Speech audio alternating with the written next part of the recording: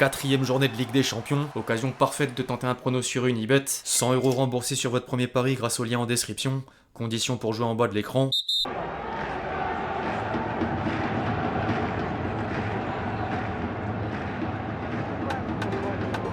Ça recommence malheureusement.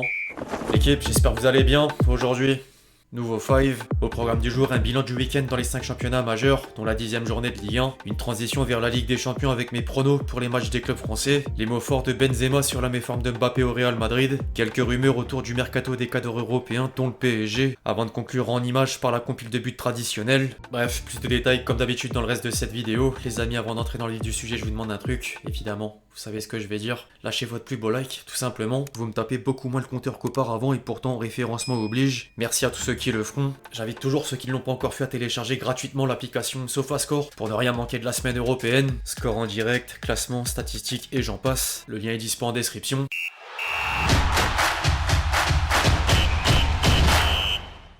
Le week-end dernier pourrait devenir un premier tournant dans 4 des 5 championnats majeurs. En Bundesliga, Leipzig est tombé sur la pelouse de Dortmund et laisse le Bayern caragoler en tête avec 3 points d'avance. Les Bavarois n'auront fait qu'une bouchée de l'Union Berlin après un doublé d'Harry Kane. En Serie A, Naples a pris une correction par l'Atalanta et met fin à une série de 6 victoires toutes compétitions confondues. Les voit surtout les poursuivants dans le rétroviseur, dont l'Inter, tombeur de Venise, revenir à une longueur. En Première Ligue, Liverpool s'est offert Brighton et profite des défaites de Manchester City et Arsenal, respectivement battus par Bournemouth et Newcastle pour conforter la position du leader. Derrière, Nottingham Forest crée la surprise sur la première marche du podium grâce au choc Manchester United-Chelsea sans vainqueur et le revers d'Aston Villa du côté de Tottenham. Enfin, en Ligue 1, les faux pas de Monaco et Lille en match d'ouverture avaient donné l'occasion à Paris de creuser l'écart, en plus de donner l'opportunité à Marseille de revenir à même hauteur. Et le PSG s'est imposé devant Lens pour s'envoler en tête avec 6 points d'avance sur l'OM, nouveau dauphin à la différence de but après une victoire sur la pelouse de Nantes. L'autre enseignement de la 10e journée du championnat de France, c'est que le bas aura pris le meilleur sur le haut du classement. Après le coup du SCO d'Angers en principauté, Toulouse a enfoncé Reims et Auxerre est même allé jusqu'à infliger une gifle à Rennes, de quoi leur offrir une domination dans les 11 titres de l'équipe. La crise perdure chez le Stade Rennais. Les hommes de Julien Stéphan sont 13e avec 5 défaites au compteur et l'ancien entraîneur strasbourgeois est désormais sur la sellette. Massara penserait d'ailleurs à Rudy Garcia, Sergio Conceição et même à Big Bay pour redresser la barre. Affaire à suivre. Ligue des Champions, nouvelle formule, acte 4. La 4e journée de phase de Ligue de la meilleure des compétitions démarre ce soir et les clubs français seront comme d'habitude suivis de près. D'autant plus que le bilan continue d'être positif à mi-parcours du premier tour. Maintenant, place au prono. Qui dit Coupe d'Europe avec plus de matchs dit opportunité sur Unibet. Les deux clubs français à rentrer en jeu ce soir feront chacun face à deux clubs italiens. Monaco se déplace sur la pelouse de Bologne et difficile de désigner un favori. Les cotes en attestent. Le Bologne de la saison dernière sous Thiago Motta est moins clinquant que le Bologne d'aujourd'hui. Les hommes de Vincenzo Italiano sont 9e de Serie A et peinent vraiment à lancer la machine après la perte de certains joueurs clés. Le début de saison de Monaco pouvait quant à lui amener de la confiance, mais les derniers résultats en Liga sont assez inquiétants. Après, comme le disait Genesio, tout peut changer d'un match à l'autre, du championnat à la Ligue des Champions. Je vais rester optimiste et partir sur la victoire monégasque. En parlant de Genesio, Lille aborde un autre défi XXL avec la réception de la Juventus. Les quotidiens italiens sont méfiants des Lillois après leurs exploits face aux deux géants madrilènes. Perso, j'ose plus trop m'avancer après mes deux derniers pronos. Par contre, le désavantage notable est encore lié aux absents. Lille aura 13 forfaits, donc Abela, Meunier, Thiago Santos ou encore André Gomes. Certains me diront jamais 203 pour un exploit supplémentaire. Je vais plutôt faire un jamais 203 sur un résultat moins positif. Je penche vers le match nul. Demain, autour de Brest, d'abord de poursuivre l'aventure européenne. Les Brestois vont du côté de Prague et auront une occasion de plus d'engranger des points avant d'affronter Barça et Real Madrid. Plus facile, mais pas facile. Le club tchèque reste favori sur le papier. J'ai quand même envie de croire à la continuité. Victoire brestoise. Enfin, Paris débute le parcours du combattant. Le PSG accueille l'Atlético Madrid et devra faire un résultat avant d'enchaîner Bayern, Manchester City et Stuttgart. Par contre, Luis Enrique a eu une approche assez étrange du match. Si demain l'une des équipes perd mais gagne les 4 matchs suivants, elle se qualifiera dans les 24. Non, c'est pas un match décisif. Qu'ils soient importants et que nous voulions gagner, aucun doute. Si on regarde notre calendrier, il est plus ardu, mais personne ne sait ce qu'il va se passer dans le foot. Pas sûr que les supporters parisiens apprécient le discours. Au contraire, chaque match doit désormais être considéré comme une finale. Le problème de finition des Parisiens en Ligue des Champions leur font mal, mais un déclic s'impose, qui plus est à domicile. Je mise la victoire parisienne. Si certains veulent me suivre, les amis, vous savez ce que je vais dire. Rendez-vous sur Unibet. D'autant plus que l'inscription via mon lien en description permet d'obtenir le remboursement de votre premier pari. Exemple, une mise de 100 € sur le combiné du jour égale 409 € dans la poche. Et si perdant, vous récupérez vos 100 € pour pouvoir rejouer ensuite. Disclaimer néanmoins, je rappelle que les jeux d'argent sont interdits aux mineurs. Jouer comporte des risques et ne misez que ce que vous êtes prêt à perdre.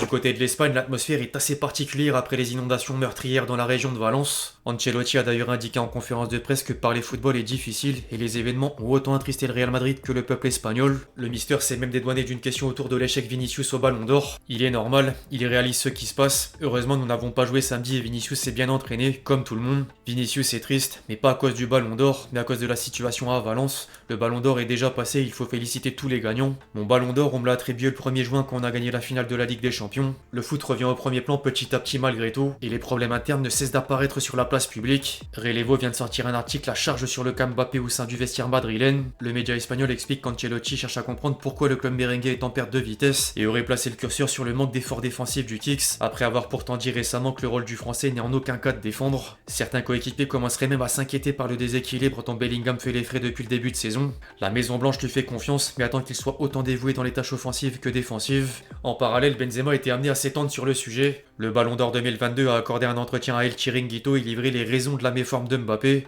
Du moins les siennes. La question du poste entre sans surprise en ligne de compte. Le problème pour moi est que Mbappé n'est pas un avant-centre. Chaque fois qu'il joue avec la France en numéro 9, c'est pas bon. C'est pas sa position. Le problème c'est qu'à gauche, il y a un autre joueur qui est du même niveau. Vous ne pouvez pas mettre Vini à droite ou comme avant-centre. Là où il fait la différence, c'est à gauche. Voyons comment Ancelotti va faire avec ça. L'autre aspect concerne la pression de porter le maillot du meilleur club au monde. Au Real Madrid, il y a beaucoup de pression. C'est pas le PSG. La petite balle perdue au passage. Un conseil, il faut pas qu'il abandonne. Mbappé doit se mettre en tête qu'il doit être un 9 et oublier le côté gauche. Il a été très bon à gauche et maintenant il faut être bon ailleurs. Ma situation la première année et celle de Kylian sont différentes. J'avais 21 ans et lui 25 ans, c'est pas la même chose. Il sait qu'il y a beaucoup de pression. Si vous marquez pas de but pendant 2 ou 3 matchs, ils vous tueront. Vous pouvez gagner le Ballon d'Or ou ce que vous voulez. Il doit apprendre à vivre avec la pression. Il doit se mettre cette pression à chaque match. Chaque match est nouveau. Il doit marquer des buts. Ils t'ont fait venir pour marquer des buts seulement. Il a le niveau et a tout pour y parvenir. En parlant de l'AG du PSG, une arrivée 3-4 ans en arrière aurait peut-être changé pas mal de choses. Leonardo, ancien directeur sportif parisien, s'est confié dans les colonnes du Figaro et réaffirmé avoir poussé un départ de la star tricolore avant l'heure. Tout le monde connaît la suite. J'ai été contre, au niveau qui était fait, toujours, dès le début. Je pense même qu'il devait être vendu à la fin de la saison 2020-2021, quand le PSG a eu une offre du Real Madrid et il ne lui restait qu'un an de contrat. Comment est-ce gérable après? Tu perds un joueur, c'est embêtant, mais le club ne va pas mourir. Quelle grande institution s'est effondrée en perdant un joueur?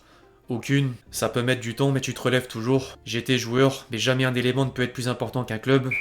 Après, les transferts qui auraient pu se faire et n'ont jamais eu lieu sont nombreux dans le monde du foot. 2025 dérogera d'ailleurs pas à la règle au vu des récentes rumeurs. Ces derniers jours, Sport a révélé que Manchester City envisagerait de formuler une offre de 150 millions d'euros au Real Madrid pour Rodrigo, face au manque du temps de jeu du Brésilien depuis l'arrivée du Kicks et les doutes sur l'avenir d'Haaland. Une source allemande rapporte d'une autre part que le Bayern est déjà positionné sur la révélation du début de saison en la personne d'Omar Marmouche. En parallèle, la version espagnole de Foot Mercato avance que le PSG serait prêt à faire une offre de 100 millions d'euros pour Jules Koundé, un transfert qui paraît invraisemblable, tant par rapport au montant démentiel que vis-à-vis de la position du Barça depuis l'affaire Neymar, la fameuse clause libératoire de 222 millions d'euros. Jules Koundé rejoint en tout cas la longue liste des joueurs de l'équipe de France liés au club de la capitale. Avant PSG Atlético Madrid, l'équipe a d'ailleurs remis le curseur sur un épisode de 2016 lorsque le champion de France voulait attirer Griezmann pour faire de lui la nouvelle pierre angulaire du projet après le départ d'Ibrahimovic. L'idée était de former un trio complémentaire avec Cavani et Di Maria, mais les négociations n'ont jamais mené à un accord et le joueur a finalement prolongé chez les Colchoneros. Par contre, quand on voit la stratégie de recrutement du PSG de recruter des joueurs français, il y a des raisons d'y croire.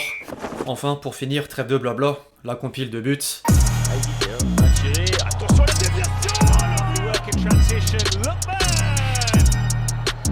c'est bien Madison. Voilà, ça va plus enchaîner. Maxime Lopez, la frappe de frappe le crochet.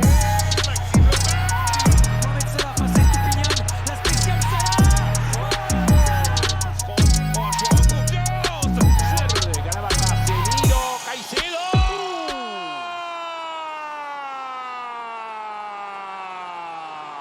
Bref, l'équipe, c'est tout pour le fight du jour. J'espère vraiment qu'il vous a plu. Je compte sur vous si c'est le cas pour lâcher votre meilleur j'aime. Comme d'habitude, n'hésitez pas à réagir dans les commentaires sur tous les sujets qu'on a pu traiter aujourd'hui. Puis d'ici là, on se retrouve très vite sur la chaîne pour de nouvelles vidéos Stylexty. Ciao ciao.